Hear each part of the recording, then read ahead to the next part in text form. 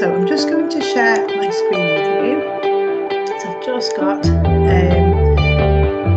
PowerPoint just so that I can go through it and make sure I don't forget any things as I'm going through. Okay, so thank you so much for attending our Phonics and reading meeting. I just wanted to update everyone on some of the things that are going on in school, just make sure we all know what's coming up as the year goes on, hopefully. I know that the last couple of years have been pretty disruptive with everything that's going on. And I know that people have got a varying understanding of how phonics is taught in school. In some ways, the pandemic has improved, I think, a lot of people's understanding of what we're doing at school. But also, I feel like we haven't had the opportunity to meet and things like that. So I just wanted to go through some of the things in school that are going on. So I'll just let my slides come on. Here we go. Okay, so I have just started there. I'm hoping that you can all see my first slide. And I've got a little quote there and it says, "Children fall in love with books because of the memories created when they snuggle up and read with someone they love." Okay, so I just wanted to, first of all, make that really important point that the people at home reading with children are so key to their development as a reader. Okay, we want children in St Joseph's to love reading and to go forward and be readers for life. So that is so important that that first person that will have already started with you guys at home.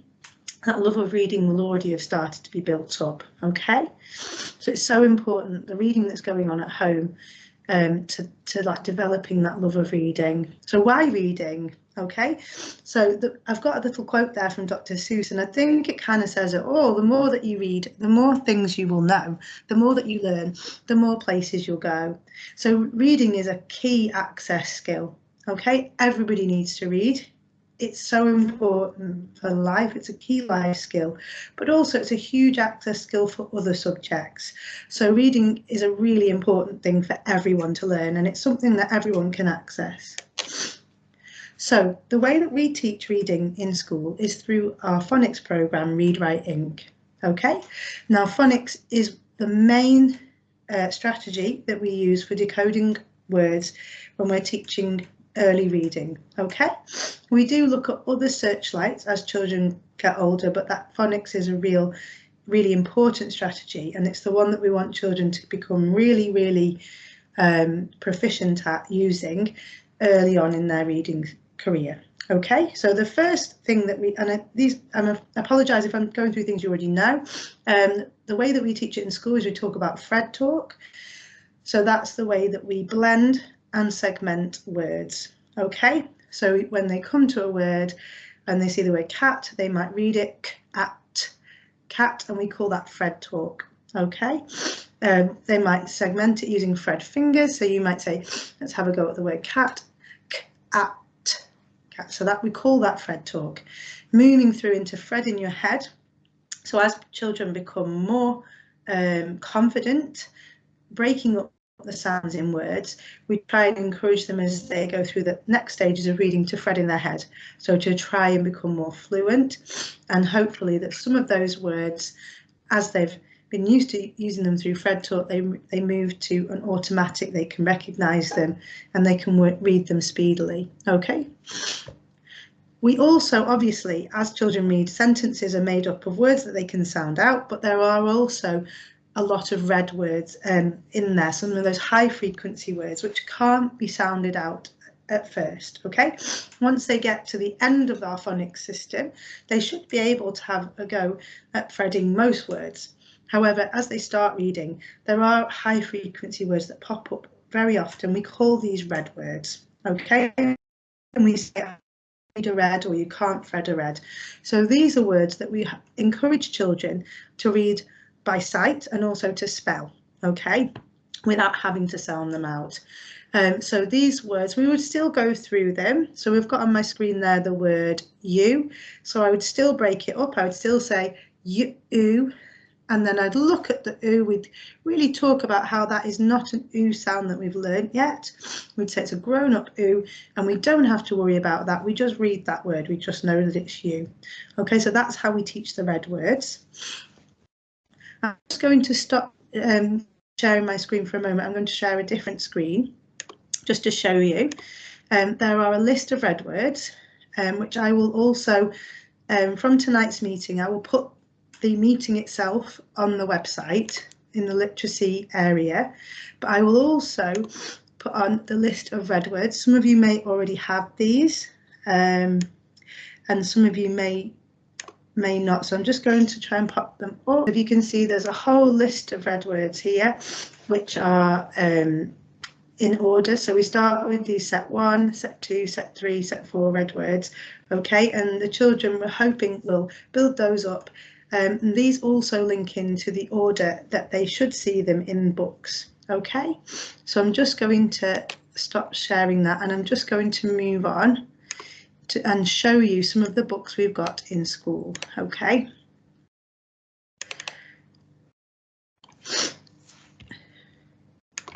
There we go.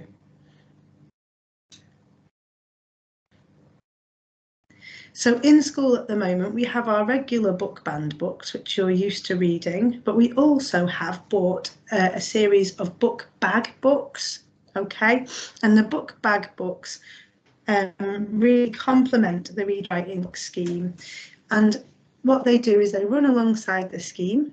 So if the children are reading, if they're using a yellow if they're in a yellow group in phonics, they will get home a yellow book bag book, and that book will contain words using the same sounds and the same red words that they are learning in phonics. So the idea is that the book that you get home, so I'll just move this through so that you can see these. These are our book bag books, okay?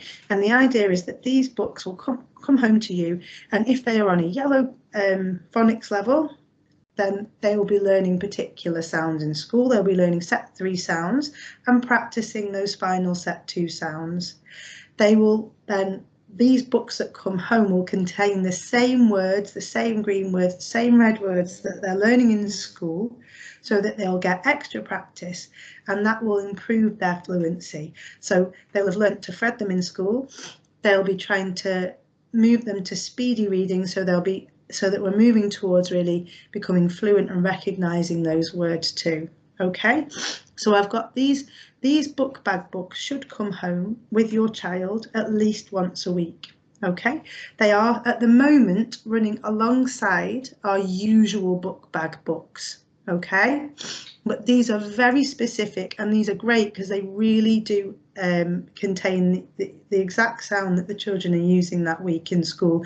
So it really complements the work going on in school.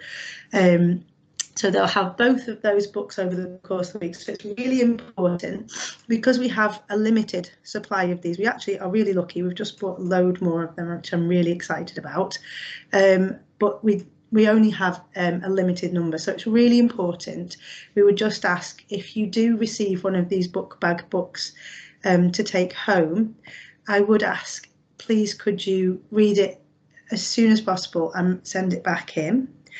We have book change in Key Stage 1 on a Monday and a Thursday, okay? So if you received a book on a Monday, we would just please ask if possible. I know it's not always possible. I know some weeks just don't go to plan, but on an ordinary week, if possible, please could you read the book by Thursday and return it to school, so that we can make sure that those books are circulating and being used by as many children as possible.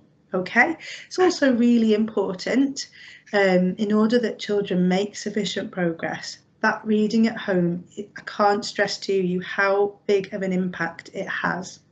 Where children are reading regularly, daily, or you know, at 3 times a week, if you've got a child who is reading that frequently, it has a big impact on their learning.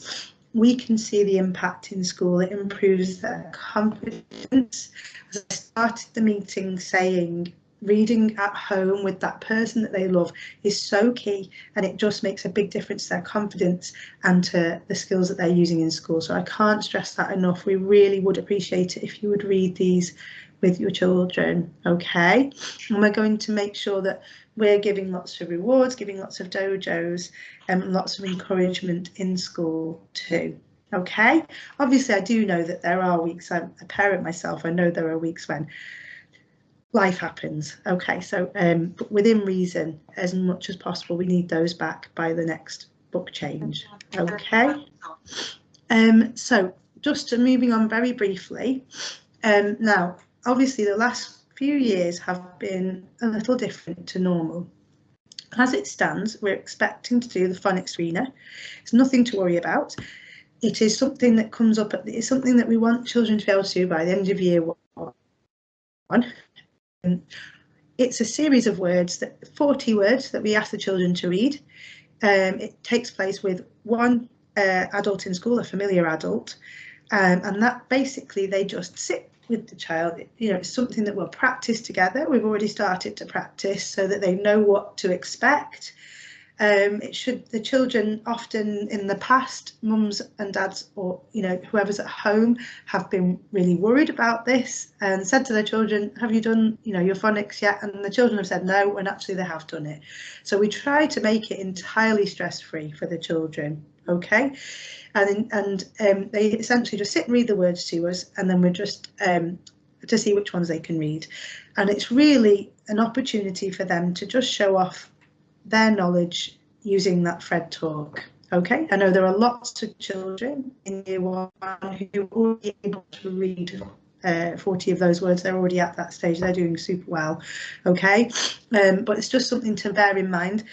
I'm not sure, with everything as it is, I know it's been, I don't want to say anything because it's been such an up and down few years, but as it stands, we would, as a school, we really want children to be able to pass that screener by the end of year one, regardless of what's going on. So important for them in their life going forward. We want them to have those skills and to be able to use that in their reading.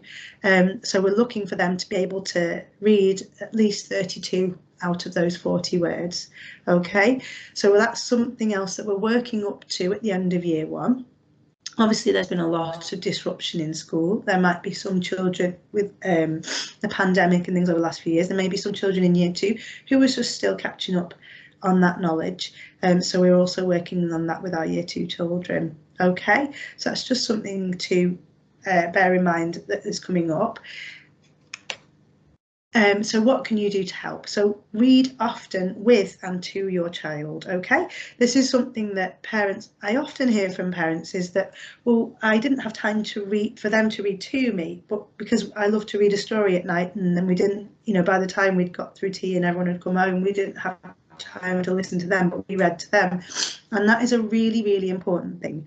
So if you have read your favourite book, if you read to your child every night, I know lots of people will be doing that at home. It's absolutely great to put that in reading diaries. That actually has an impact on their phonic knowledge. Just being read to actually improves their phonics, so it improves their reading. So read to your child, definitely, and we love to see that recorded in reading diaries. But also ask your child to letting your child read that book to you is also lovely, just to share that book together. Make sure you pop a note in the diaries if you do read, because then we will say well done to the children. We'll try and give them lots of green dojos and celebrate that in school, but also it means that we know you need a new book, and also it's really helpful to know how you've got on with that book at home, where children are with their key person who they're really relaxed with. It's really nice to hear how you're getting on, and if they are whizzing through that book, pop a note in and say they did so well. Share with us anything you're struggling with at home. Okay, talk about the books you have read. So obviously it's great, all the phonics we do in school is so important, and it's absolutely brilliant, and it really helps children to be able to read those books. But it's so important, we want children to understand from an early stage that reading is about enjoyment. I read for fun now. I mostly read for fun now. I do obviously do some reading for my job, but a lot of the reading I do is just for fun, and we want children to really gain that enjoyment and love of reading. So do talk about the books you've read.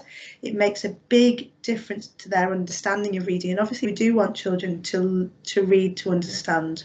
Okay, the spelling shed and the team's homework is obviously linked in. Obviously the spelling shed is a spelling focus, but it is working on that phonics, and the team's homework that you get home should link into either the phonics words, the green words that you can thread book, or there should be some red words on there. So that team's homework should give you lots of ways that you can help at home. Learning the red words, as I said, I will put a copy of the red words onto the website with this at the end of the meeting, and also I've just put a couple of websites. There are lots of websites you can use. There's ICT Games Phonics Play, where you can practice reading those phonics words. But if I had to leave you with one thing that you can do, it is read and read some more, because that is really the key thing. Is you know, that as much as that phonics practice is fantastic, it is wonderful, and it really helps children to break those words down. There is no substitute for sitting down together with a book and reading. I hope that has been helpful. If you have any questions, please feel free to hang on at the end and ask any questions.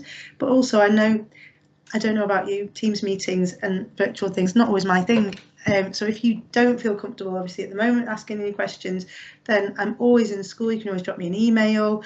You can always ask your teachers, and if they're not able to answer, they can pass a message on and I can get back to you, give you a ring. So if there's anything at all you need, please do let me know. I hope that's been clear. Sorry, I find these Teams meetings really tricky. I feel like I'm speaking into a void. But if you do need anything, I'm always here to help. Also, Miss Bennett, who is in attendance at the meeting here. I don't know if you can see her on your screens as well. She is also in school. We work together on the phonics. So if there's, you know, either of us are always here if you need anything. Okay, and thank you so much for giving up your time this evening to attend. So lovely to see so many of you here, and hopefully see you all soon. Okay, thank you ever so much.